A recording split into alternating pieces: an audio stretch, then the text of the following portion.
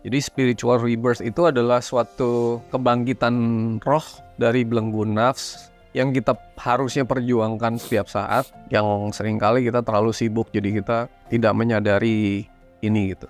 Ciri-ciri orang yang sudah masuk ke spiritual rebirth ya isinya hanya kasih gitu. Kalau saya coba kaitkan dengan tradisi Islam, ya kan, lahir kembali ke fitrah, tapi bukan kelahiran kembali yang terjebak karma.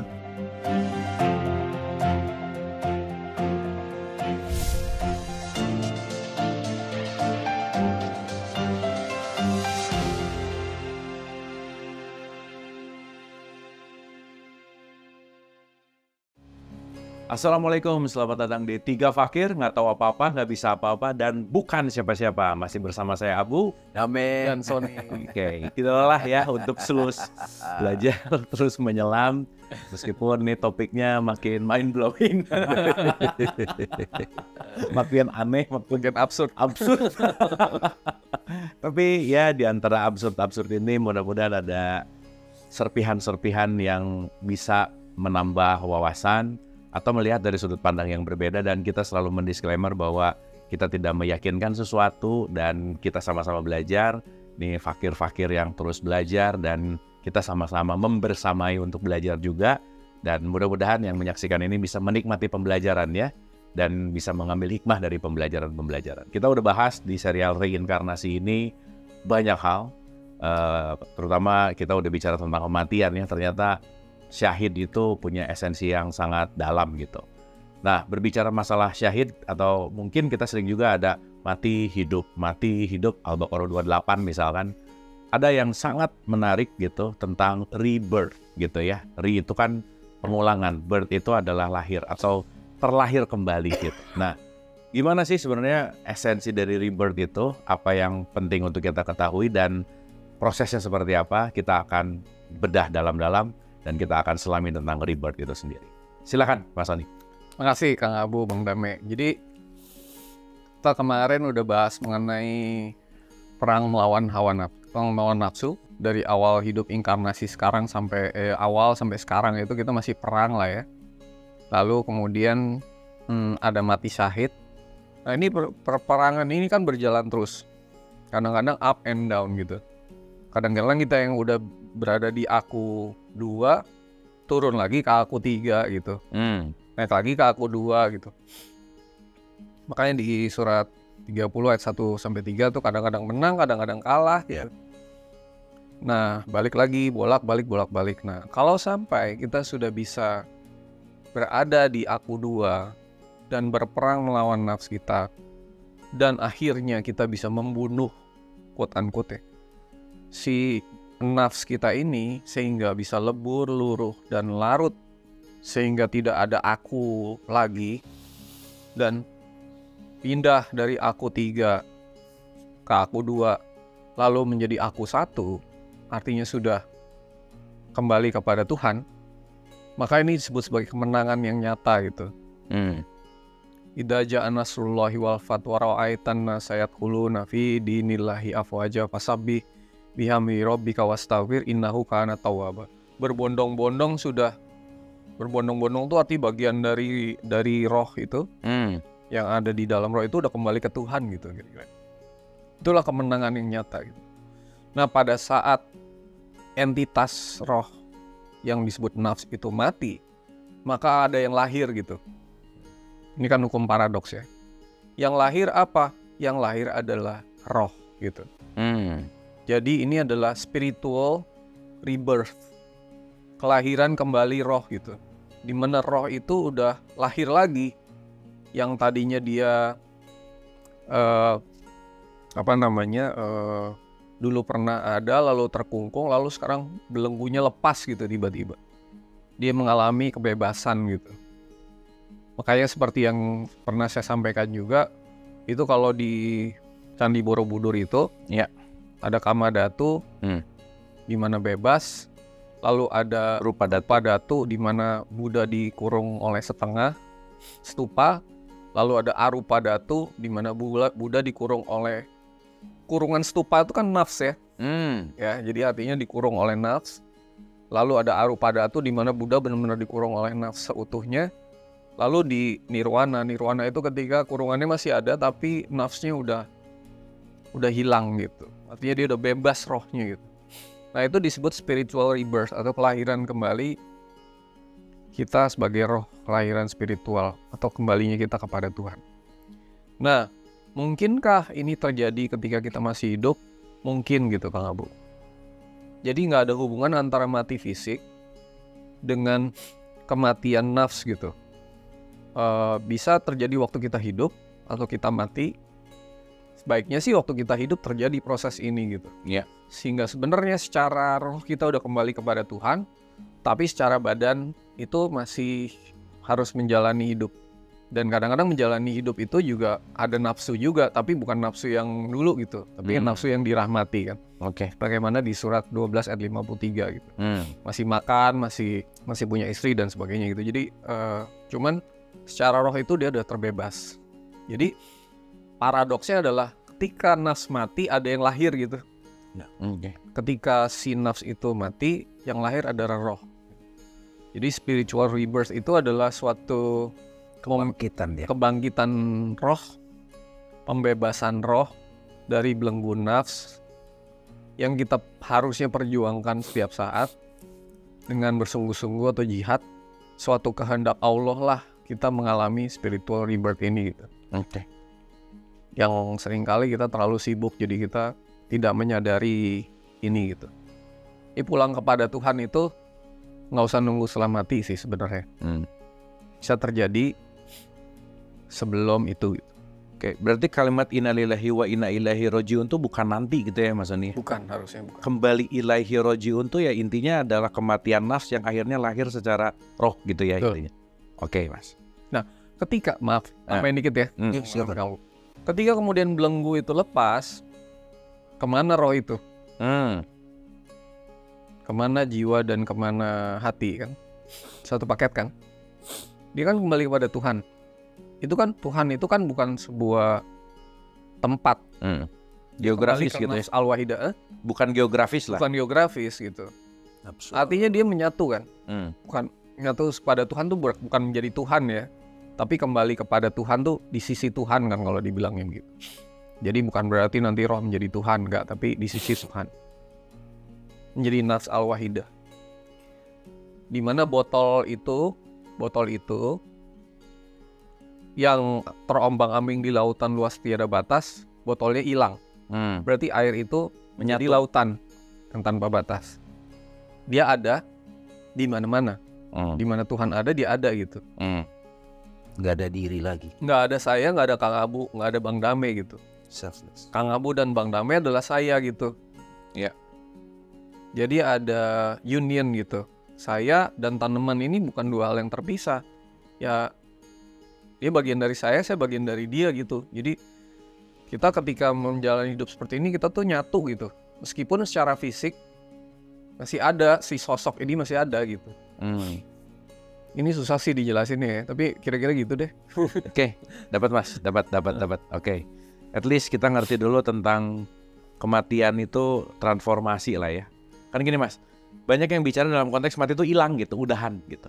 Padahal dalam konteks kalau misalnya digambarin sederhana aja, kalau air dimasukin ke freezer jadi es gitu, airnya mati quote and quote, tapi dia bertransformasi. Es dimasukin lagi atau disimpan lagi ke ruangan bebas, air jadi menguap gitu. Nah artinya semuanya adalah wilayah transformasi. Itu aku dapat konteks rebirth itu di situ. Thank you Mas Sony, nanti aku kembali ke Mas Sony. Bang Nabe, silakan. Ya, makasih Kang Abu, Mas Sony. Bismillahirrahmanirrahim. Saya mau ajak ke pembahasan kita sebelumnya Kang Abu mengenai tadi kan Mas Sony bilang Arupadatu, Rupadatu. Itu ada di Borobudur. Kalau kita saksikan dalam konteks Vedanta Kang Abu, itu kan ada kama kan. Kama itu orang masih dikuasai nafs. Nafs nomor 3 itu. Seluruh hidupnya itu digerakkan oleh itu. Dia identik dengan itu. Aku itu adalah nafsu itu. Nah kemudian dia membesar lagi jadi harta kan. Harta gitu. Harta itu terus kemasyhuran, kekuasaan gitu ya. Nah pada titik tertentu dia mulai berdharma Kang. Nah dharma itu kan dia mulai fokus kepada kebaikan-kebaikan gitu. Tapi yang itu sudah mati gitu. Oke. Nah dalam konteks penjelasan kita aku 3, aku 2, begitu mengalami mati syahid, nafsu itu mati, maka bangkit aku 2 kan. Ada yang mati, ada yang bangkit kan. Iya. Itu selalu begitu. Iya. Itu paradoks kiamat lah ya. Itu dia, kiamat itu kan hancur, ada yang hancur, Sekaligus ada yang bangkit gitu. Nah pada waktu kebangkitan, lebih senang saya menggunakan kata kebangkitan, kelahiran spiritual itu, yang kalau dalam Kristiani sebetulnya ya aku dibangkitkan kan gitu. Yesus Kristus Dilahirkan sebagai roh. dilahirkan sebagai roh, berarti jadi dia sudah melebur ke aku 1. Dia sudah melebur gitu dengan aku 1. Nah itu yang disebut dengan moksa, self realization itu Kang. Saya berpendapat Mas Sony, sebetulnya dalam syariat Islam pergi haji, kalau beneran nih dihayati hakikat haji itu dengan segala simbol-simbolnya, labbaik Allahumma labbaik gitu, labbaik la syarika laka labbaik, aku datang memenuhi panggilan. Itu kan kerinduan itu cuma 1. Allah menyatu, melebur sampai kepada hakikat yang tak terbatas gitu ya. Nah begitu dia sudah samadhi atau moksa itu, atau nirwana atau tauhid, mengesa apapun namanya itu, sudah sadar siapa dirinya Kang. Oke. Sudah tidak ada lagi nafs, individuality, entitas gitu. Kalau Mas Sony tadi susah ya menerangkannya. Ada istilah Mas Sony yang waktu itu saya belajar di salah satu tarekat, itu namanya penetrating. Semua jadi transparan. Jadi kursi ini dengan mata aku 3 itu, orang kan nyebut ini kursi, tapi kalau ini cahaya, ini semua adalah aku juga. Iya. Kalau nonton di film Matrix. semuanya dilihat kok satu gitu. Jadi bentuk-bentuk itu sudah blur gitu. Kalau disebut Allahu Nur, kita kan bahas Allahu Nur samawati wal ard. Semuanya itu sudah penglihatan cahaya. Dan itu kalau kita baca pengalaman-pengalaman guru-guru, dan bagi teman-teman yang samadinya atau meditasinya mendalam, itu suka dikasih kemenangan-kemenangan itu nyicipin. Tapi dia belum permanen Kang, belum totalitas gitu. Sudah lahir sebagai roh, bangkit sebagai roh, terus badannya masih ada Kang, tapi sudah dominan sebagai cahaya gitu. Oke. Nah dalam konteks begitu, kalau kita tarik dengan sifat roh itu punya sifat seluruh Asmaul Husna, maka aktivitas Asmaul Husna itu menampil lewat dia. Nah tapi cuman kan kemarin Mas Sony bilang kan, yang namanya Malik, terus yang mematikan itu, ya kan? Bukan individualitinya lagi yang melakukan, karena kan dia sudah ada di mana-mana. Oke. Ada di mana-mana, menyatu dengan di mana-mana. Ini jadi absurd semua ini ya Kang. Tapi kalau saya coba kaitkan dengan tradisi Islam, ya kan, lahir kembali ke fitrah. Terus banyak terminologi, tapi bisa kita lihat lebih dalam. Kalau di Christianity suka disebut Yesus Christ atau kesadaran Kristusnya itu sudah mendominasi gitu. Itu yang disebut kelahiran kembali. Tapi bukan kelahiran kembali yang terjebak karma. Iya kan? Iya. Ada kelahiran kembali masih terjebak karma, yang masih tadi kama, arta. Ya itu mutar-mutar terus. Tapi begitu orang sudah mencicipi glimpse gitu, awakening kecil gitu, nuzul Quran yang icip-icip ke kita, itu jadi sering praktek meditatif condition itu. Ya kalau dia mau lahir lagi pakai fisik, dia sudah ngatur. Ya kan kita waktu itu kalau nggak salah bahas kan Dalai Lama Tahu. Aku mau lahir di mana? Iya gitu. Nggak tahu nih, 3 fakirin lahirnya nggak jelas di mana. Di mana nanti. Di mana aja. Iya. Tapi Bang Damai kalau misalnya dikaitkan sama yang pernah kita bahas ya, bahwa ada biological birth, Iya. psychological birth, Iya. spiritual birth, Iya. itu berkaitannya sih? Sangat berkaitan. Oh. Justru kan ini Mas Sony kasih kita satu terminologi dan kita pakai. Aku tiga itu orang masih terjebak di ego, nafs. Suffering itu di situ Oke. dominan. Kalaupun dia senang, senangnya nggak permanen. Sebenarnya aku 3 bukan di ego, di badan. Iya, Iya, melekat pada badan kan. Ya, kalau aku 2 baru di ego, gitu, Iya. di nafs. Melekat ke badan gitu. Dia mengidentik dirinya dengan Sebagai badan, badan. gitu. Oke. Badan, pikiran. Gitu. Nah, begitu dia sudah mengalami mati syahid, dia sudah bisa mengamati saya lagi ngomong, saya lagi bernapas, saya lagi sedih, saya bisa mengamatinya. Nah, yang mengamati itu aku yang mana? Itu kan aku yang sudah bangun. Iya. Nah, aku di belakangnya lagi yang ultimate aku, itu kelahiran spiritual. Jadi kita Sip. udah ada di aku 1 gitu. Mengamati aku 2 dan aku 3 itu jadinya santai aja kan. Sang pengamat terakhir. Ya. Di fisika kuantum juga Kita gitu. udah kembali ke Tuhan lah. Udah berhasil membunuh Ya. nafs. Totality gitu ya. Nafs udah nggak ada. Nafsu udah nggak. Kalau dibunuh dia kan lenyap. Iya. Lenyap, botolnya lenyap gitu. Iya. Lalu ditanya, Kang Abu, hey Kang Abu udah nggak ada. Gitu. Saya suka bilang gitu. Iya. Aku ada cerita sih, Iya, sedikit ya, cerita Iya, tentang ini gitu, Mas Bang Dame. Beberapa waktu lalu tuh punya kesempatan untuk mewawancarai Biksuni Vedanta. Dan aku baru ngerti banget dari konteks ini gitu. Terus aku nanya, dia tuh punya nama inisiasi lah. Nama inisiasinya tuh Sradama gitu. Karena mau dialog gitu, aku kan nanya dulu nih. Berarti sebelum nama ini kan ada nama lama dong gitu kan. Nah itu dia ceplas-ceplos, tapi ceplas-ceplosnya sangat mind blowing buat saya pada saat itu. Dia bilang gini, aku yang lama udah mati, dia bilang. Nah, Karena this is my newborn, dia bilang. Ya. Aku baru ngerti, maksudnya Bang Dame, kenapa ada nama baptis, Ya. ada nama inisiasi, Ya. ada nama-nama quote and quote ya. Ya.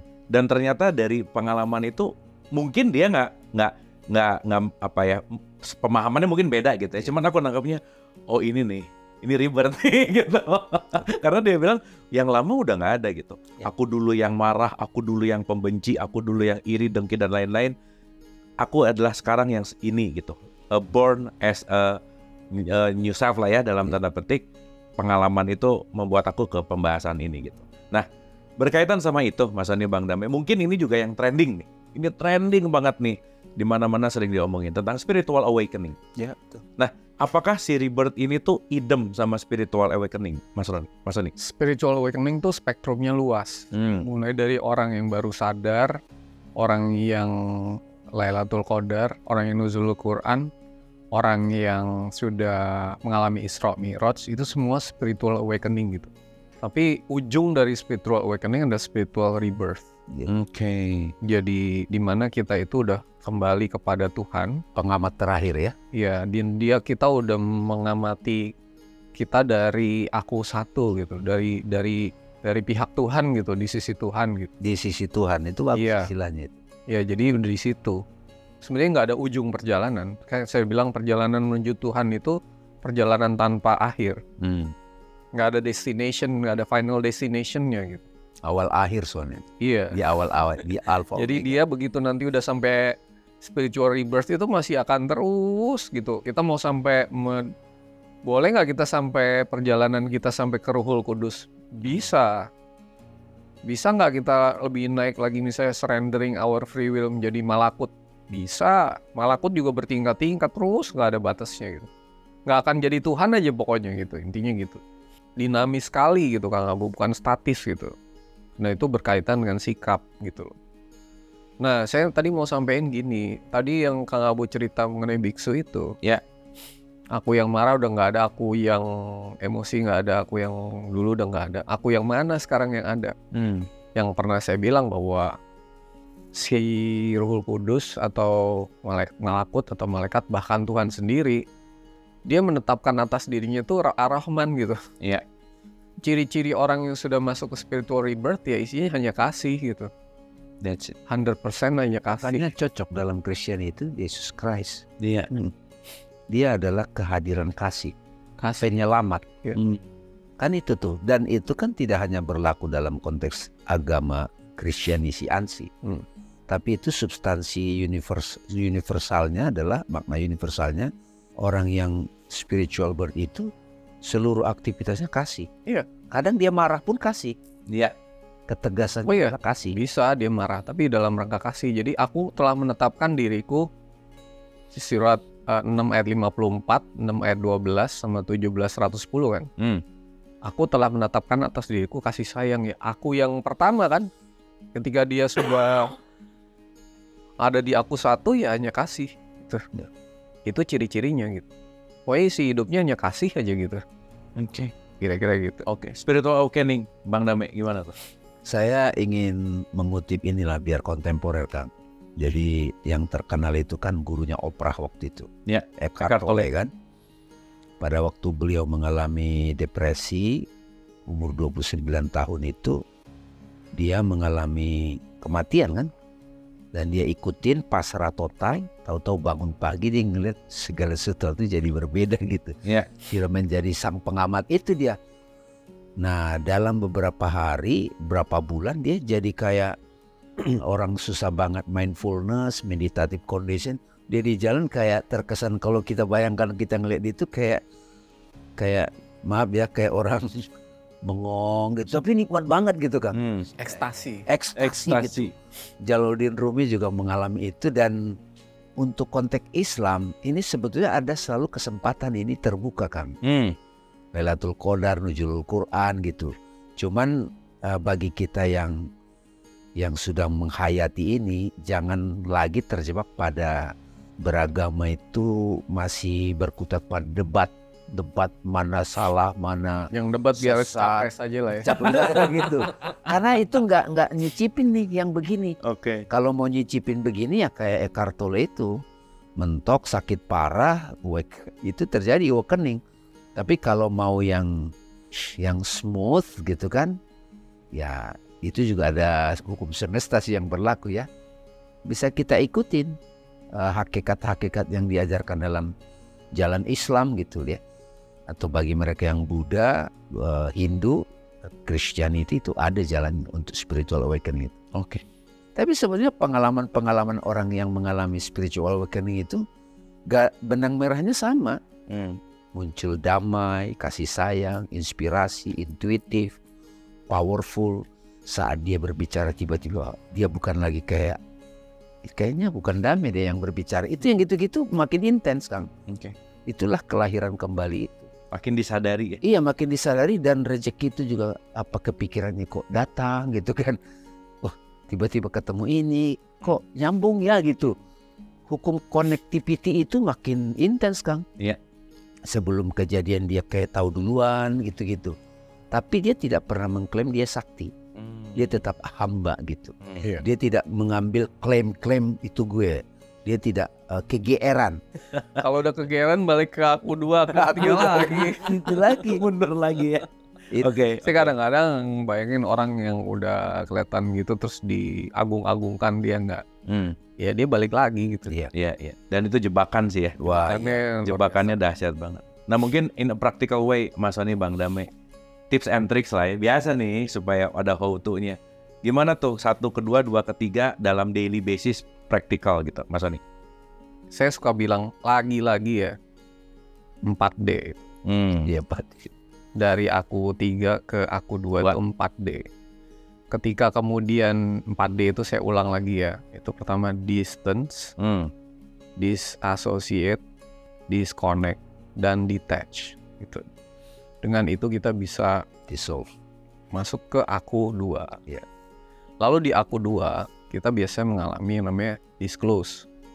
Disclose itu pengungkapan, revelation gitu. Revelation. Jadi penyingkapan, pengungkapan apa, kalau kita bisa rahasia-rahasia apa segala macam gitu ya.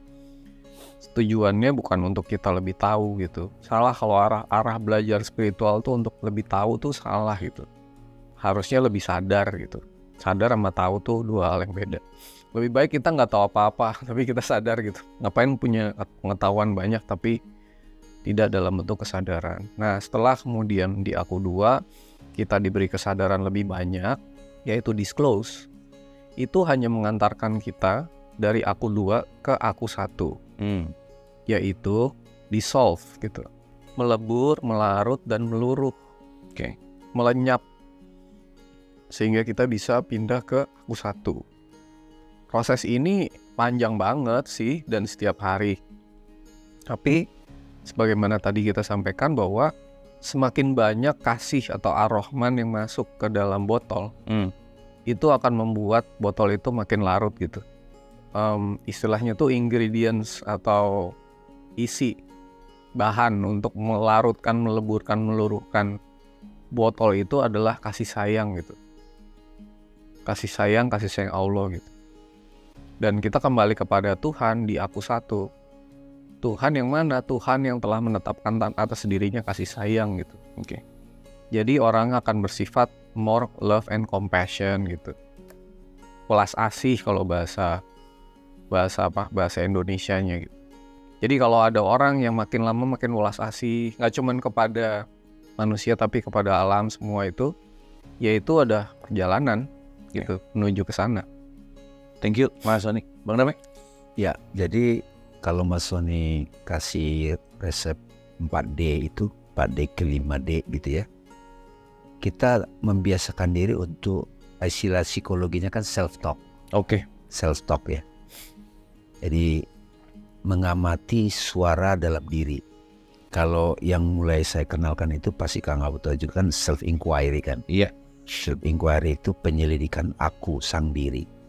Ini sebetulnya aku yang mana nih gitu. Kalau teori tadi yang disampaikan Mas Sony, aku 3, aku 2, aku 1 gitu, kita bisa gunakan tuh untuk self-inquiry. Ini lagi ada situasi kan ada automatic respon kan, automatic reaction. Ya kita semua kan tidak selalu duduk betah 1 jam gitu begini kan. Lagi antri, lagi bawa mobil, kan sekarang nggak pun nanya sehari-hari ya.